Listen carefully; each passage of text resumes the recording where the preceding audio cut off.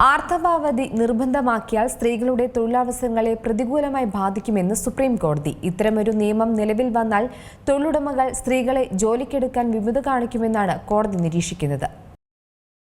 സ്ത്രീകൾ പുരുഷന്മാരെക്കാൾ പിന്നിലാണെന്നോ ആർത്തവം മോശമായ ഒന്നാണെന്നോ ഉള്ള തെറ്റിദ്ധാരണ സമൂഹത്തിൽ സൃഷ്ടിക്കുമെന്ന് അഭിഭാഷകൻ ശൈലേന്ദ്രമണി ത്രിപാഠി സമർപ്പിച്ച ഹർജി പരിഗണിക്കുമ്പോൾ കോടതി അഭിപ്രായപ്പെട്ടു. നിർബന്ധിത ആർത്തവാവധി സ്ത്രീകളുടെ തൊഴിൽ മേഖലയിലെ പങ്കാളിത്തത്തെ ദോഷകരമായി ബാധിച്ചേക്കും. ആർത്തവാവധിക്ക് നിയമം വന്നാൽ സ്ത്രീകളെ ജോലിക്കെടുക്കാൻ കമ്പനികൾ മടിച്ചേക്കുമെന്നും സ്ത്രീകളുടെ കരിയറിനെ ഇത് പിന്നോട്ടടിക്കുമെന്നും കോടതി വ്യക്തമാക്കി. ജോലി ചെയ്യുന്ന സ്ത്രീകൾക്കും വിദ്യാർത്ഥിനികൾക്കും നിർബന്ധിത ആർത്തവാവധി വേണമെന്ന ഹർജി പരിഗണിക്കുമ്പോഴാണ് കോടതി നിരീക്ഷണം.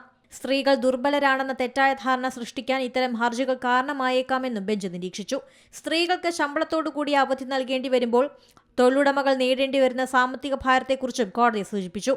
എല്ലാ വിഭാഗക്കാരുമായി പരിശോധിച്ച് സർക്കാർ നയം രൂപീകരിക്കട്ടെ എന്ന് പറഞ്ഞ് കോടതി ഹർജി തീർപ്പാക്കി. പെൺകുട്ടികളുടെ ജീവിക്കാനുള്ള അവകാശം, അന്തസ്സ്, ആരോഗ്യം, വിദ്യാഭ്യാസം എന്നിവയുടെ അവിഭാജ്യ ഘടകമാണ് ആർത്തവ ശുചിത്വമെന്ന് നേരത്തെ സുപ്രീംകോടതി നിരീക്ഷണം നടത്തിയിരുന്നു.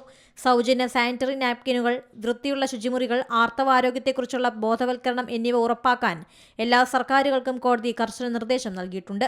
National desk, C Malayalam news. ഏറ്റവും പുതിയ വാർത്തകളും വിശേഷങ്ങളും വിരൽത്തുമ്പിലറിയാൻ സി മലയാളം ന്യൂസ് എല്ലാ ഡിജിറ്റൽ പ്ലാറ്റ്ഫോമുകളിലും ലഭ്യം.